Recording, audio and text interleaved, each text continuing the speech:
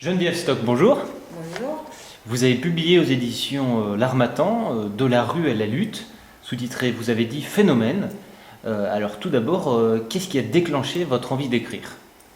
Alors mon envie d'écrire, ce qui a déclenché, c'est que c'était en fait une genre de thérapie. En fait, il y avait tellement de choses qui me pesaient dans mon cœur et tellement de choses que je n'arrivais pas à sortir. Et en fait, ma psychologue m'a dit que c'était bien de faire une thérapie, de le mettre sur écrit. Donc c'est ça qui m'a poussée à écrire. En fait. Alors dans votre livre, vous parlez aussi de la situation de SDF.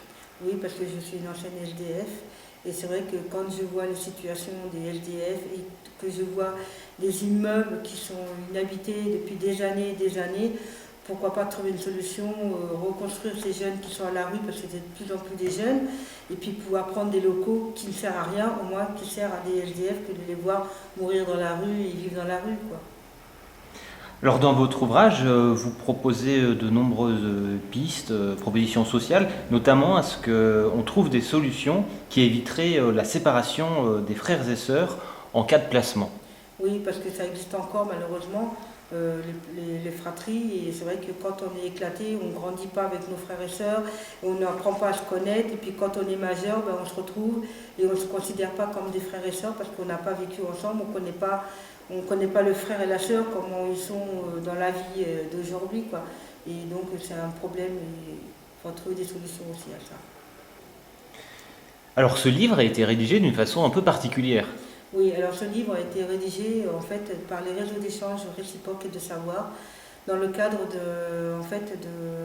d'une demande auprès d'eux pour une correction de fautes de français.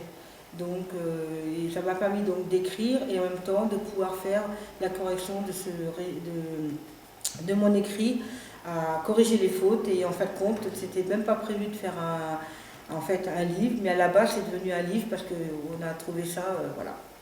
Donc ça m'a permis de faire plein de choses, d'apprendre les fautes d'orthographe, les répétitions, les ponctuations, donc à conjuguer les verbes, à comparer les mots qui se ressemblent mais qui ne s'écrivent pas pareil. Voilà, ça m'a beaucoup rendu service.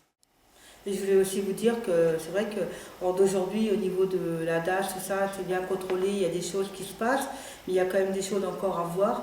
Parce que c'est vrai que nous, dans l'époque, on a vécu, on n'avait pas de contrôle, on n'était pas à l'écoute à rapport à la maltraitance qu'on a vécue, que maintenant on est à l'écoute de l'enfant, bon, c'est important, et il faut quand même aussi continuer à être vigilant, pas sur les familles d'accueil, mais même dans les centres, un peu partout, quoi. Voilà, c'est tout ce que je veux dire.